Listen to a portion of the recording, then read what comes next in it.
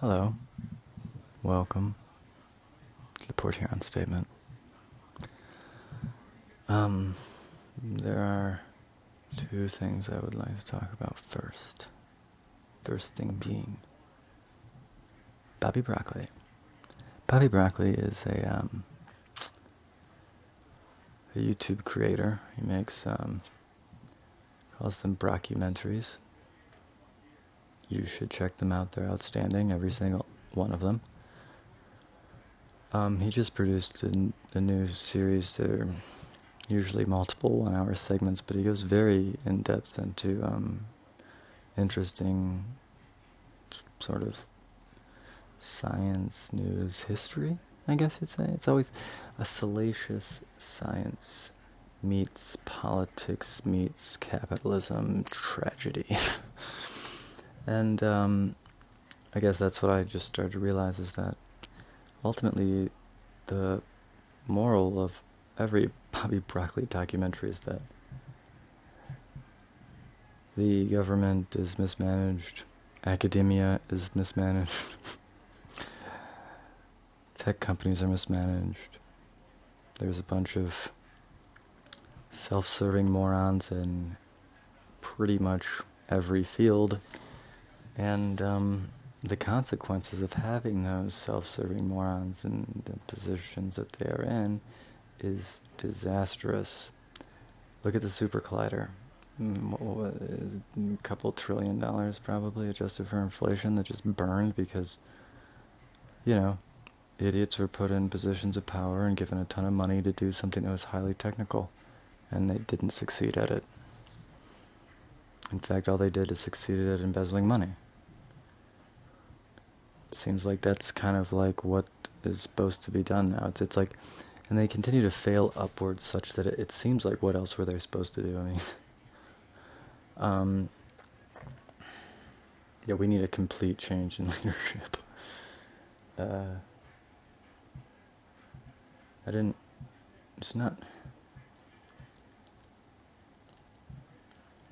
I prefer to live like Tuttle in Brazil. But I realize, geez, I've been getting just a storm of people saying, Roger, you need to embrace leadership and you need to run for political office and you need to spread your message to the world. Which sounds absurd.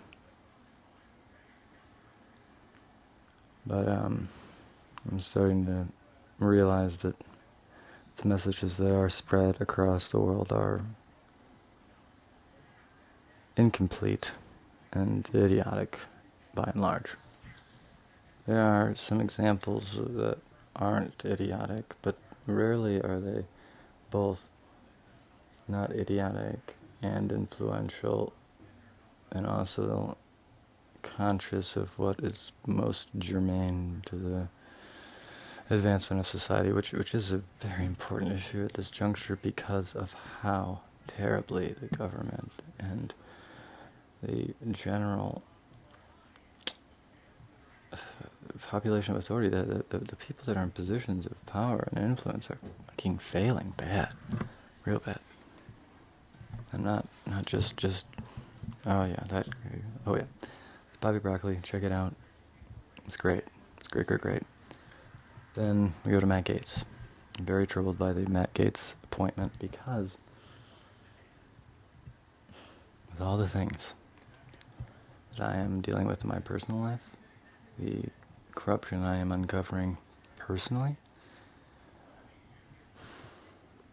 Matt Gaetz is probably the worst possible appointment to that position, considering especially what I'm uncovering.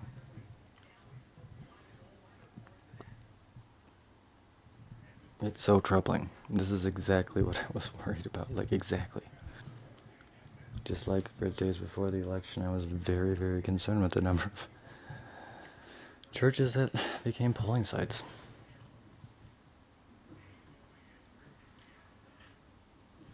I need to amass more followers because I'd really like to start going into yeah, I need to develop a larger following in order to insulate myself and then justify more targeted substantiation. Although, again, I am going to publish some of the stuff I have about just general government failure. Mostly, there's a lot of misappropriated funds here.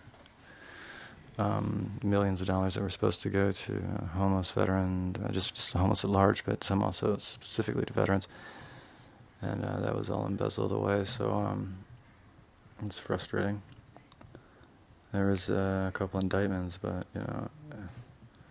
doesn't make the money come back, doesn't make these people not homeless. We're not talking about we're talking about a town with 30,000 people having probably 1,000 homeless and another 400 that are incarcerated, and as soon as they get out of jail, they'll be homeless. So it's a real homelessness rate of about like 4%, 5%. United States. Yeah, I need to go and document that. We need to go talk to a lot of those people. I mean, I know a lot of the ones that I know are in jail. I should have went out this summer. It's easier to find them. Nah, I know what they are. What am I talking about? Rain dog. What am I talking about? Alright, anyway, I'm gonna try and record a theme song / trailer. So that's another thing I'm working on. Oh, and then to Detroit professional sports games, I'm going to try and continue the concept of podcasting about sports, because this is a huge growth market. It's a huge growth market. I might as well jump on it, and I be. I just always myself, so can't help but injecting my ethical indignation into pretty much everything at this point, because it's just such an emergency. And if you're listening, I really appreciate it. I do. I encourage you to comment. I do. Please comment. I almost care more that you comment than if you like or subscribe. I would appreciate likes and subscribes. I really would. It would really help me monetize the channel, which would make everything more feasible. But I would like some feedback, engagement, anything you want to say. I'd be curious. If it's just hi, where the F you are from would be an interesting thing. Any background stuff I'd be curious about. Anything you'd be interested in learning about. Anything at all. I mean, and if I don't know about it, I'd be curious to learn about it. And if I do know about it, I'd probably use it as inspiration, for real. Especially at this point when I'm not getting very many comments, so any comments I'm very likely to pay a high degree of attention to. My goal is to inform the planet, mostly the Americans, not to say that I am in some way superior to them, but to say that I've had the ability to educate myself pretty thoroughly over the past 20 years, especially the past 10 years, mostly because of the ghostwriting, a lot of freelance work. I've worked for a lot of political operators, lobby groups, charity groups. I've done a lot of contracting and consulting, even, and just a lot of experience. A lot of things that can go on a resume, and a lot more that can't. But mostly what this is about is just trying to inform people as to the reality of the state of the country and the performance of our government. Trying to communicate the reality of the situation, because most of the news outlets are highly invested in spewing crap. I mean, there's such a quid pro quo in press now, and I've been to a couple inaugurations, and I also know I used to know the WDET journalists pretty well, but everything's been slashed. But there's a huge quid pro quo now with the politicians, where if you want access, you've kind of got to earn it, is what I keep hearing. And so what does that mean? That means that essentially there's a race to the bottom in terms of integrity in journalism. If you want to be able to cover the big stories, you have to be shitty. And that's what it is too, otherwise you won't get resources, because the only people that are financing you are entrenched interests with a lot of money. So they're interested in making certain people look bad, but then there's a whole bunch of other people and organizations that they're intentionally protecting. So, and because they want to leverage information more than they actually want to share it, this is a bad situation. This is like really, really bad. If you understand the AI really well, it's going to be bad if we let unethical government maintain control for, gosh. I've read a couple academic papers that make me feel that we've got months, about maybe a year, maybe two, before AI will be able to spew out so much fake information and be so convincing in such volume that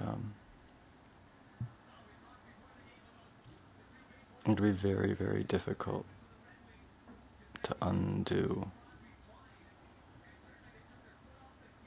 anything the powerful want to do. We need good government in place right now, otherwise there's just going to be no going back. I hope there's no hope that you realize the gravity of the situation, but you may in time. And if enough people can realize the gravity of the situation quickly enough, then we can definitely reroute trajectory of humanity and society at large. But otherwise there's just going to be a very, very cemented class defined, hierarchicalized, permanent caste system thing, and it will be a situation where most people will. I don't see how you could sustain these long lifespans. Essentially what's going to happen is they're going to let a bunch of kids get born, and they're going to cherry pick the pretty ones, and the rest of us will die young, because our labor will be not valuable. Now I could have avoided this plight. I'm one of the people that could have been in the mine shaft.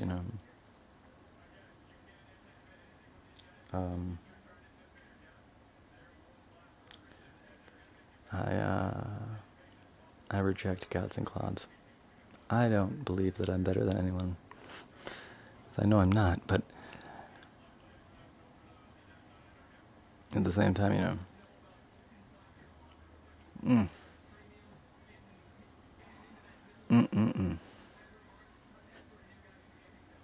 I turned down the 40 pieces of silver. You know what I mean?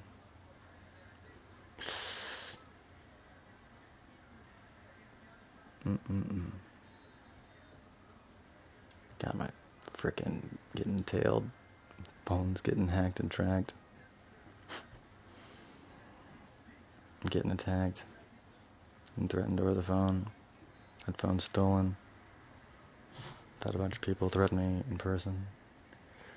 I think I've had a ton of money stolen. Had things maliciously damaged. I've had a lot of heckling and a lot of character assassination. Man, all over It's all over, this shit. Mostly the profound local corruption, though. That's what I'm getting fucked with about most. It's really bad locally. The thing is this is what they're going to institute everywhere. This is like the nightmare that's going to be everywhere. You don't realize what's coming. It's not just Trump. It's coming regardless. It's already here, but like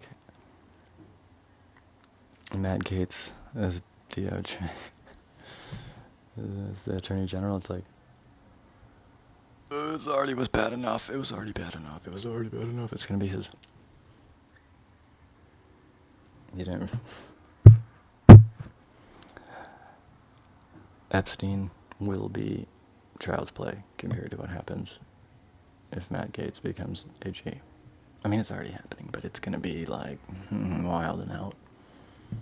It's already wild and out. It's gonna be really wild and out, and that's what they're gonna be. That's what they're gonna be able to cover up, and that's what's probably gonna cost me dearly. Just these fucked up, fucking man. I didn't think it was real. I didn't think all that shit. It's real. It's real. There's a bunch of fucked up human trafficking and sex trafficking going on. It's being enabled. Oh my god, it's so disgusting.